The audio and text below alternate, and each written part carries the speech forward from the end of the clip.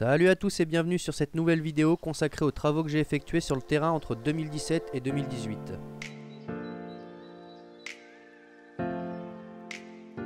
Le premier travail a consisté à racler l'entrée à la bêche. Ensuite j'ai commencé à débroussailler la parcelle de devant la maison à la faucille car j'avais aucun outil à part ceux du lieu quand je suis arrivé.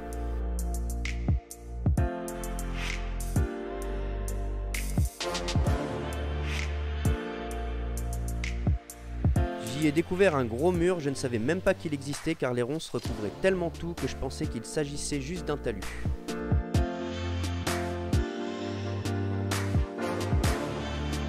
J'ai aussitôt planté mes premiers fruitiers, j'avais commencé à les faire pousser depuis 2 ans sachant que je cherchais un lieu pour mon projet, ce qui m'a permis de gagner pas mal de temps. J'avais acheté quelques variétés mais surtout planté la plupart par semis, ce qui m'a fait économiser pas mal d'argent. Un petit conseil que je peux vous donner lorsque vous cherchez votre lieu pour votre projet, c'est de commencer à semer des fruitiers. Énormément de variétés donnent de bons fruits sans greffe, tandis que les autres qui ne fourniront rien vous serviront de porte-greffe. J'ai ensuite débroussaillé les ruines qui étaient complètement ensevelies sous le lierre et les ronces. J'ai continué par la suite vers le deuxième niveau du terrain. J'ai pu enfin voir ce mur qui séparait les deux parties.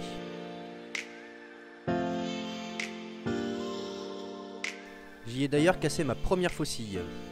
J'ai du coup créé des manches pour les outils du lieu avec les frênes que j'avais coupées.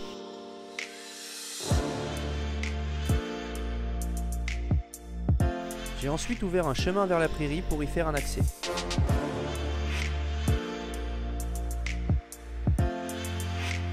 J'ai profité des premiers fruits pour ce débroussaillage car il y avait déjà d'anciens fruitiers, des pommiers, des poiriers, des figuiers et quelques vignes. Dans la vidéo de présentation du lieu, je vous avais expliqué que j'avais dû démonter la véranda à mon arrivée, ce qui m'a obligé à construire une serre avant les premières gelées. Je l'ai construite contre un petit muret que j'ai dû en partie remettre en état. Je l'ai faite qu'avec des matériaux de récupération. Pour les poteaux, je me suis servi du débroussaillage avec du frêne et du châtaignier. Pour la structure, j'avais récupéré des morceaux de polycarbonate double à la déchetterie, pris quelques pièces du toit de la véranda, d'anciennes portes en bois sur le lieu et de vieilles bottes de foin prises dans une des bâtisses. J'ai lesté le toit avec quelques planches et des pierres des ruines. J'ai fini par boucher les trous qui restaient avec un torchis fait maison. Cette véranda m'a coûté juste 5 € pour la boîte de clous. Le fait qu'elle soit contre un mur et semi-enterrée, cette serre n'a jamais gelé. Même avec quelques nuits à -8 et sans dégel la journée, la réserve d'eau que j'avais mis à l'intérieur n'a jamais pris un pet de glace. Collé à la serre, face nord, j'y ai fait un bac à compost pour y faire une isolation supplémentaire. Dans le même temps, j'ai créé mes premières parcelles potagères, je les ai faites en arc de cercle à partir de fils reliés au poirier de devant la maison et des bêches pour suivre la forme. J'ai utilisé les bâtons de frêne en clôture autour des parcelles. J'ai aussitôt paillé le tout avec le débroussaillage pour la couche azotée, la paille du lieu récupérée et des feuilles de la forêt pour la couche carbonée. J'ai ensuite commencé à planter mon potager d'hiver vu qu'on était déjà en octobre. Par la suite, je suis allé remettre en état le lavoir derrière la maison. L'hiver 2017-2018 fut très pluvieux. Il y a eu plusieurs séries de 7 jours où il a plu non-stop. Cela m'a aussi permis de voir le potentiel d'écoulement de l'eau sur le lieu.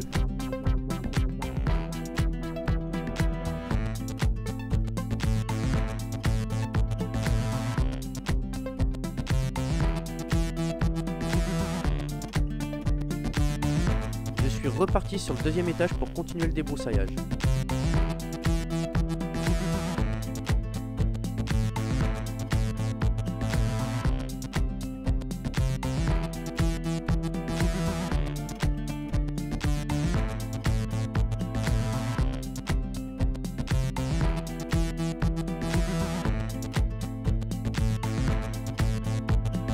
J'avais quand même laissé un petit paquet qui restait encore à faire.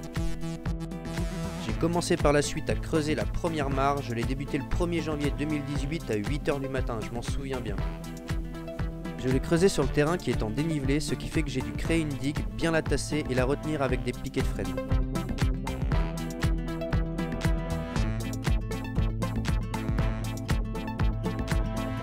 Je l'ai ensuite raccordé au tuyau qui est relié à la source au-dessus du lieu pour la remplir.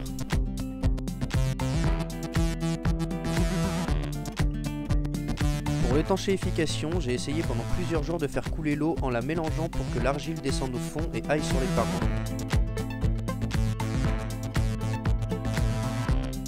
Malheureusement, ce fut raté. Vu que la mare a un très fort dénivelé, la pression sur les côtés a fait que l'eau est vite redescendue et il n'y avait que le fond qui restait étanche.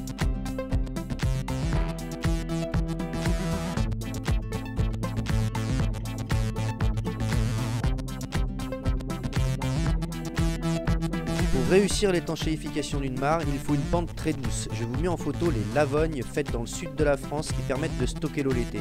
Elles sont en plus étanchéifiées avec des pierres pour améliorer leur rétention.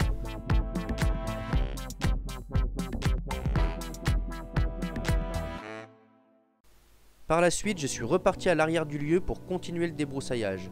J'ai aussi commencé à creuser la deuxième mare qui est reliée au débordement du lavoir.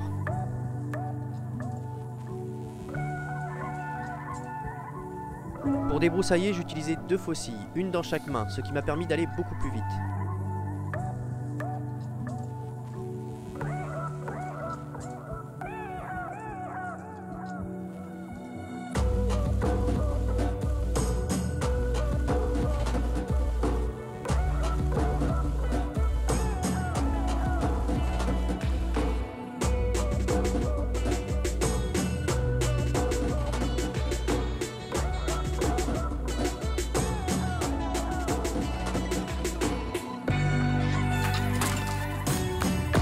Une fois ce point terminé, j'y ai planté quelques fruitiers.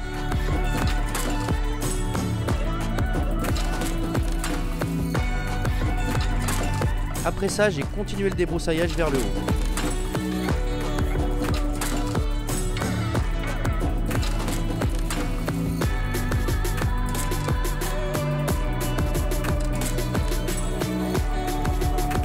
Ensuite, j'ai terminé de creuser la mare. Cette fois, je ne l'ai pas étanchéifiée, j'avais déjà perdu assez de temps avec l'autre.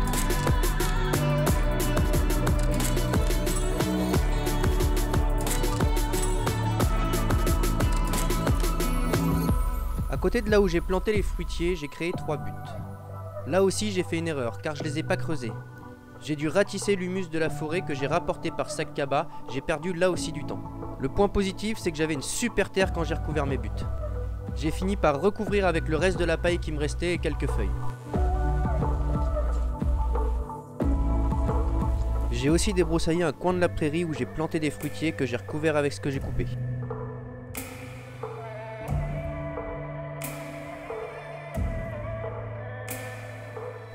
Je finis cette vidéo avec l'arrivée de la bâche pour la mare qui m'a permis d'arroser mon potager gratuitement tout l'été. Je remercie Françoise qui me l'a offerte et qui est venue m'aider à la poser, ainsi que Sébastien, un woofer présent à ce moment-là. C'était une bâche très grande, ce qui m'a permis de rajouter le reste sur l'autre mare. Pour niveler la mare, je me suis tout simplement servi de l'eau pour rehausser les parois les plus basses. Là aussi, ce fut pas parfait, Charlie aimant faire le foufou dans l'eau, j'ai dû racheter des rustines pour boucher les trous à chaque fois.